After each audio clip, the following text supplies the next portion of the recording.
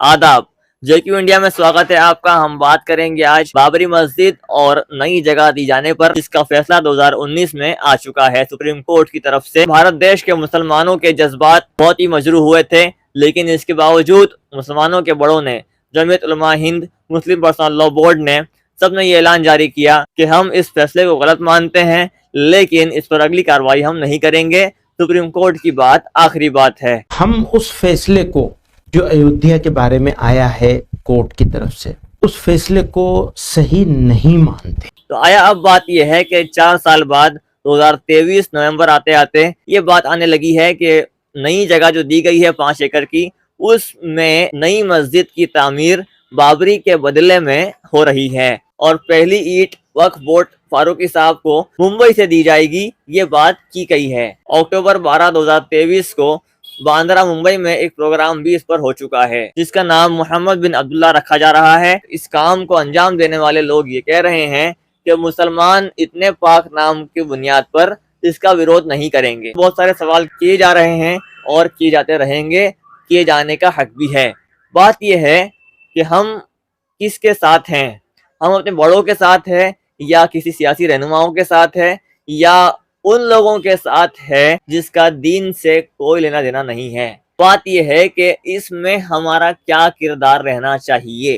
तो जमीयत उलमा हिंद के सदर मौलाना महमूद मदनी साहब ने ये ऐलान जारी कर दिया, बाबरी के खिलाफ जो फैसला हुआ था 2019 में, हम उस फैसले को हर एतबार से गलत मानते हैं, हम उसको सही नहीं मानते। दूसरी बात, नरेंद्र मोदी बीइंग प्रधानमंत्री की हैसियत से नरेंद्र मोदी साहब को वहां पर नहीं जाना चाहिए, इसलिए कि ये धर्म का मामला है जिसका ताल्लुक अवाम से और धार्मिक धर्मगुरुओं से होता है। आपका इसमें कोई काम नहीं है। मुल्क के वजीर आजम को ना किसी मंदिर न किसी इबादत गाह के इफ्तिताह के लिए, संग बुनियाद के लिए बिल्कुल नहीं जाना चाहिए। नंबर 3, ये बहुत अहम ऐलान है कि इसके खिलाफ कुछ लोग काम करते हुए दिख रहे हैं। जमीयत उलमा की ताकत के खिलाफ जो आएगा वो मुसलमानों की फेवर में है, भारतीय मुसलमानों के खिलाफ में वो काम कर रहा है।